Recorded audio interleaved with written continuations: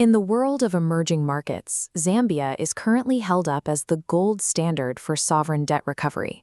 After navigating 3.5 years of negotiations to restructure $13 billion in external debt, the country has won high praise from the IMF and the World Bank. But on the ground, the reality looks entirely different. Citizens are enduring 21-hour rolling power blackouts, while investigative journalists face arrest. Under President Hakainde Hichilema, these opposing realities, international financial praise and domestic structural collapse, are set to collide in the upcoming August 2026 general election. The strict fiscal discipline required to satisfy international creditors comes at a steep cost. Governments are forced into a corner where they must choose between global solvency and local popularity. To survive the political backlash of domestic austerity, the ruling administration has resorted to aggressive electoral engineering and civic restriction. This graph maps the systemic risk model. First, macro fiscal caps, defined by strict international covenants. Second, the energy mineral bottleneck, where an electricity deficit threatens the revenue engine. Third, institutional realignment, a deliberate rewiring of the Constitution and parliamentary boundaries. The 2026 election serves as a high-stakes stress test of this fragile systemic risk model. This chart isolates the $6.3 billion segment of the restructuring from the total $13 billion in external debt. The state secured terms that pushed maturities well past 2040 and capped interest rates at 1% for 14 years. Securing these terms, along with a $1.7 billion IMF extended credit facility, required severe concessions. The government had to completely eliminate state subsidies on fuel and electricity. Removing those subsidies triggered a massive, immediate cost of living spike for the average Zambian. Buried in the restructuring agreement is a hidden trigger connected to the World Bank's assessment of Zambia's debt-carrying capacity. If the World Bank upgrades Zambia's capacity from weak to medium by the end of 2026, the repayment schedule on that bilateral debt automatically accelerates and interest rates rise. By signing this agreement, the government surrendered its fiscal headroom. It can no longer spend its way out of a domestic crisis without triggering a sovereign default clause. Zambia's primary engine for economic survival is the copper industry, which generates 70% of all export revenues. To capitalize on the global green energy transition, the government set an aggressive target to scale national copper production to 3 million metric tons annually by 2031. Tripling national mining output requires a massive, consistent supply of industrial power. The structural flaw in this plan is the national utility, ZESCO. The grid is 84% dependent on hydroelectric power. A severe El Niño drought drained reservoirs across the entire country, creating an immediate 1,600 megawatt generation shortfall.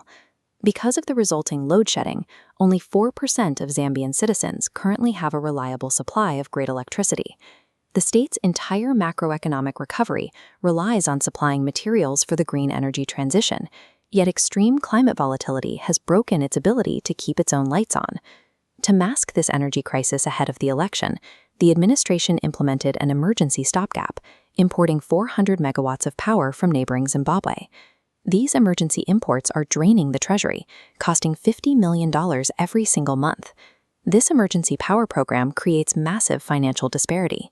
ZESCO buys power at double the generation cost, but political mandates force them to sell at heavily subsidized retail prices. The result is a compounding operational deficit that accumulates completely off the state's primary balance sheet. The administration is artificially delaying a macro-fiscal time bomb. Whoever wins the presidency in 2026 will inherit an electrical grid that is mathematically guaranteed to go bankrupt.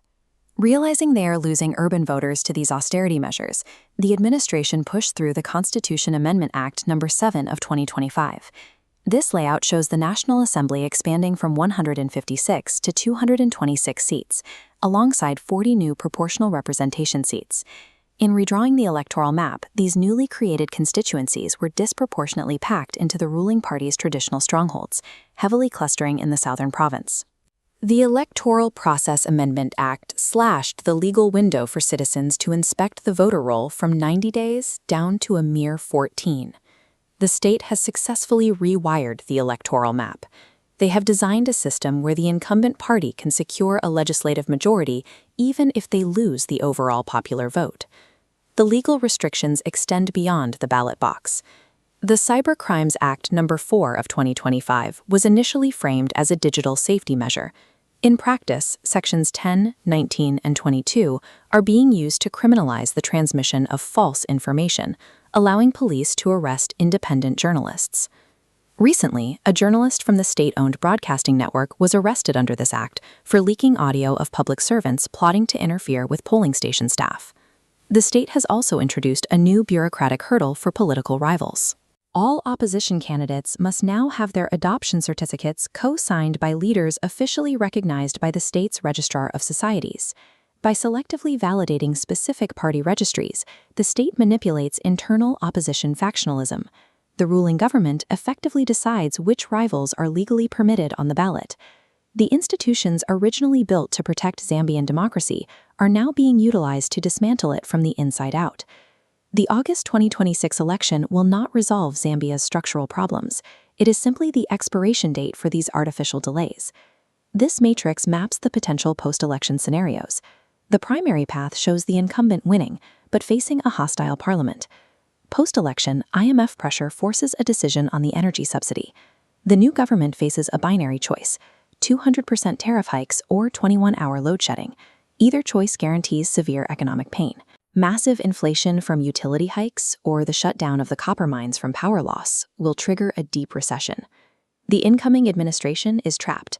They engineered their way into a second term, only to inherit an economy mathematically designed to crash.